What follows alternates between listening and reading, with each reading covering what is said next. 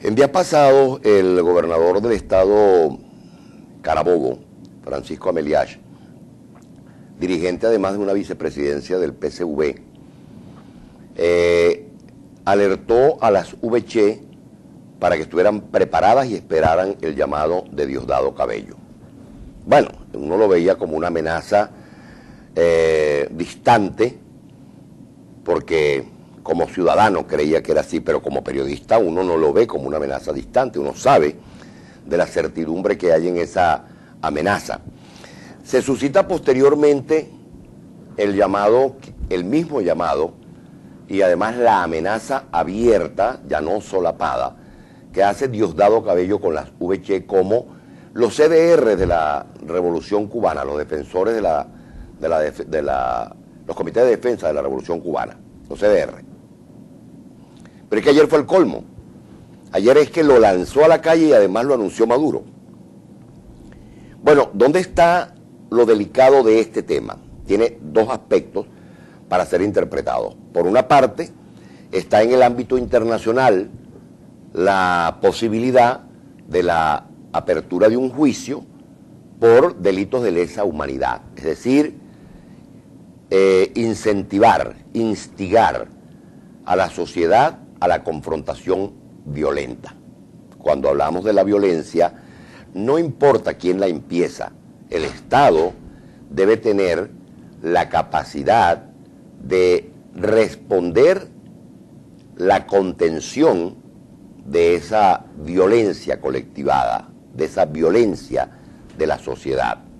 Pero tiene que hacerlo en parámetros constitucionales y legales, no mediante grupos armados que no detentan una cualidad jurídica como parte de los órganos regulares administradores de la violencia y de la represión del Estado. Ese es un aspecto.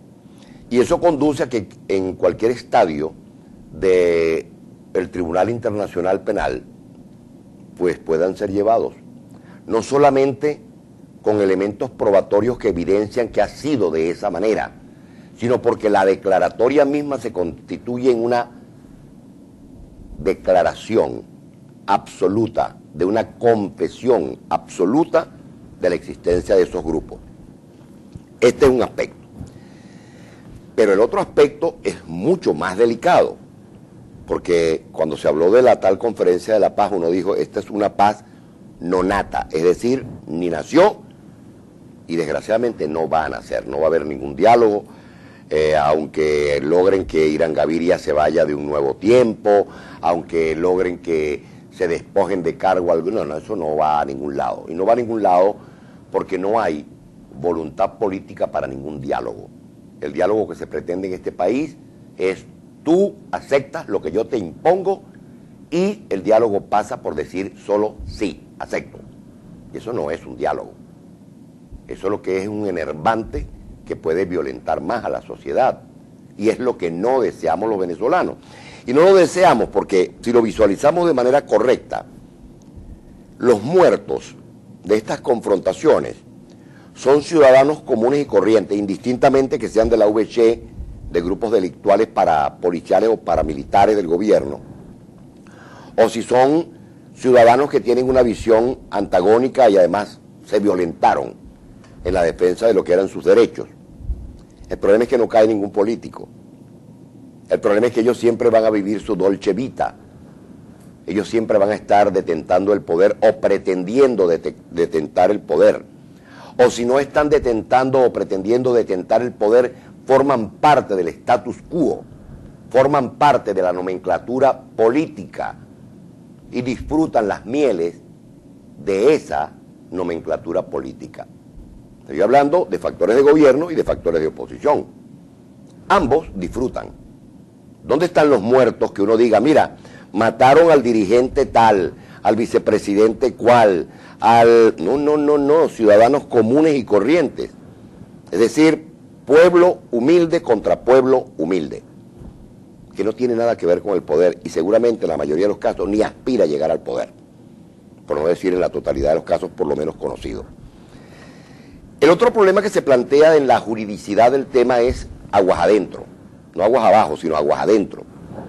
Y es que el Estado venezolano, que ha pretendido dizque, establecer el plan a toda vida, bueno, los planes estos de inseguridad, porque no son planes de seguridad, ¿cómo usted logra controlar la violencia de la criminalidad, del amponato, si quienes cometen esas fechorías forman parte afecta o directa del Estado? Entonces no sabemos si tenemos policías convertidos en malandros con malandros convertidos en policía. Es muy delicado. Lo digo porque ayer, en la esquina de la Plaza de la República, un motorizado bajó a una persona, hizo todas las transgresiones delante de 2 policías municipales. Me paré y le dije, mire, y ellos cometen la infracción y usted no va a hacer nada. El tipo iba armado porque se le vio la cacha de la pistola en la cintura. ¿Sabe lo que me dio el policía? Que ellos no podían hacer nada, porque eso eran del gobierno. Sí, pero ya va.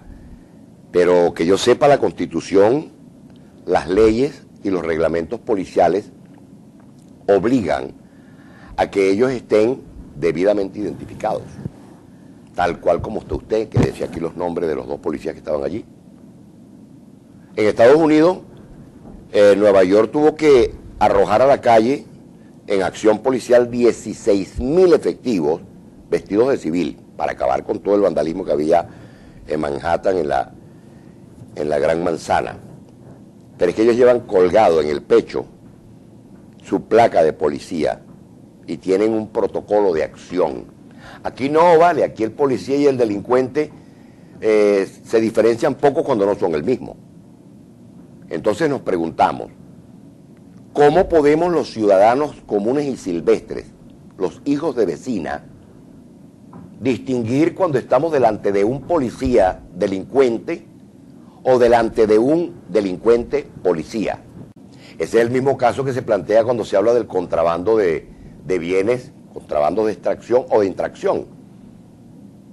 ¿Cómo puede un efectivo militar o de resguardo o tributario decirle o combatir al contrabandista si forma parte de la sociedad delictual? O como cuando se habla de la cita de que se va a publicar la lista de empresas que recibieron dinero de Cadivi. Muéstrala, pero muéstrala con los funcionarios que lo hicieron posible, porque un bolero se baila con 2. Ese bolero no se baila solo. Entonces lo mismo está pasando con estas agrupaciones paramilitares o parapoliciales engendradas por el gobierno, que saben cuándo comienzan, pero no saben ni cuándo ni cómo terminan, que es peligroso para la ciudadanía, para defender la revolución. O sea, que yo puedo leer como ciudadano que ustedes no confían en sus cuerpos policiales reales, no confían en su Fuerza Armada Nacional real y tienen que complementarla o suplementarla con las llamadas VC, es decir, motorizados armados que en tiempo libre harán defensa de la revolución mientras trabajan como delincuentes y hasta algunos con trabajos decentes, pero que alternativamente comparten su trabajo habitual con el trabajo sucio.